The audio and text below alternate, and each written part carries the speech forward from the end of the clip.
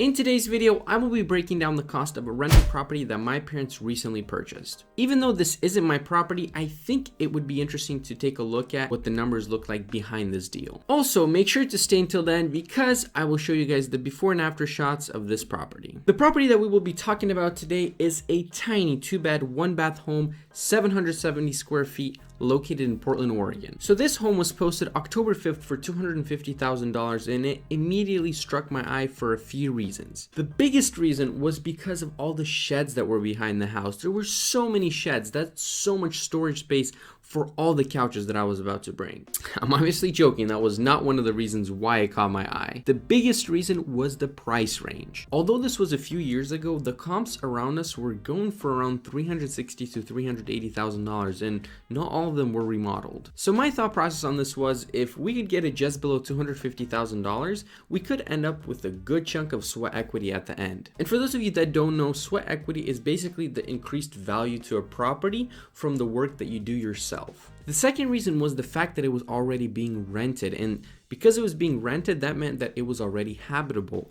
And if it was habitable, well, then we could probably get a loan on it rather than financing it with 100% of cash. We ended up giving a full offer of $250,000 with 20% down. We actually asked the seller to also pay the closing costs, which was a bit risky, but it actually paid off, and to our surprise, they agreed. The home went pending October 13th and the inspection process began. We knew coming in this house was pretty rough, so we knew we would have a lot of leverage when it would come down to negotiations. It needed a full gut because clearly it didn't see a remodel in years. The back portion of the house was most likely added after the home was originally built because the ceilings were just a bit taller than me and I'm 6 foot tall. After the inspection came back, we quickly realized that it needed repairs everywhere. The roof was not in the best shape, the electrical was outdated, but what really helped us with negotiations was the foundation. The home had a small storage walk-in area underneath the home, and so when we walked in, the dirt walls were caving in. It needed reinforcement urgently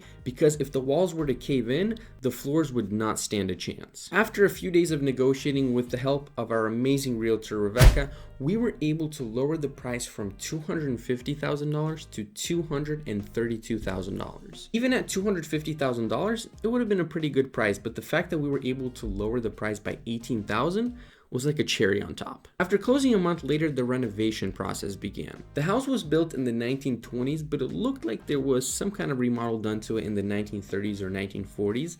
And the reason why I say that is because we actually found old newspaper that was used as insulation in the house. And the oldest newspaper dated back to October 13th of 1930. And actually, I have it right here. I ended up framing it just because it had a lot of really cool articles in here.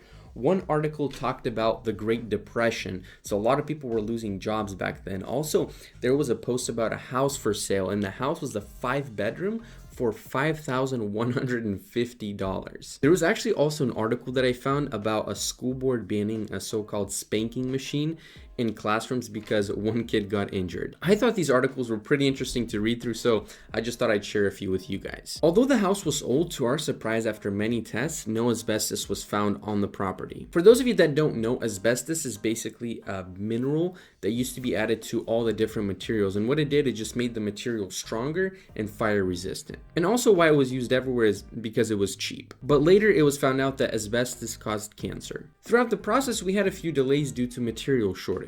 After doing the fun part of gutting the interior, we were deciding on whether or not we wanted to keep the addition and just raise the ceilings. Eventually, we just decided to demolish the addition, and this did cost us a good chunk of money because we weren't just going to demolish and that was going to be it. The house had no bathroom, so that meant we had to build a new addition to the property. After working with our builder, we agreed on a plan. This new addition was going to include a new dining area, it was going to have a new bathroom, and a new laundry area. This would also increase the square footage of the home. The square footage would go from 770 square feet to 968 square feet. Soon thereafter, the construction began. The foundation was set, the framing was going up, and honestly, it was pretty exciting to see the whole process. So here's a little montage for you guys.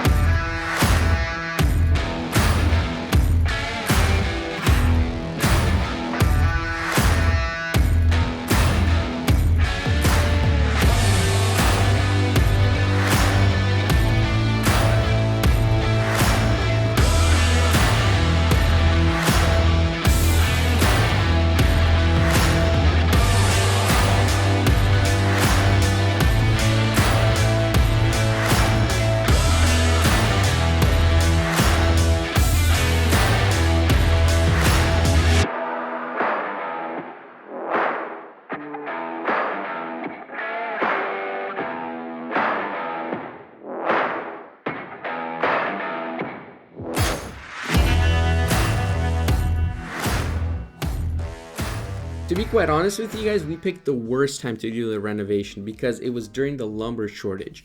Plywood went from $14 a piece to $60 a piece, and we had to buy it at the peak prices. Fortunately though, we were able to reuse some of the plastic windows that we had, so we were able to save a few bucks here and there. Since this was a full gut, we ended up with all new electrical, all new plumbing, basically all new everything, because this was a complete gut. I won't go into the numbers too deep, but these are the overall numbers. So we purchased the property at $232,000 with 20% down. The renovations did end up costing us $98,000, and that didn't include the around $13,000 to $14,000 of the holding costs, which included mortgage, interest, property taxes, and utilities. All in, we are currently at $340,000. With the current comps going at $400,000 to $420,000, we are looking at around $60,000 to $80,000 of instant equity. What are we doing with the property going forward, you may ask?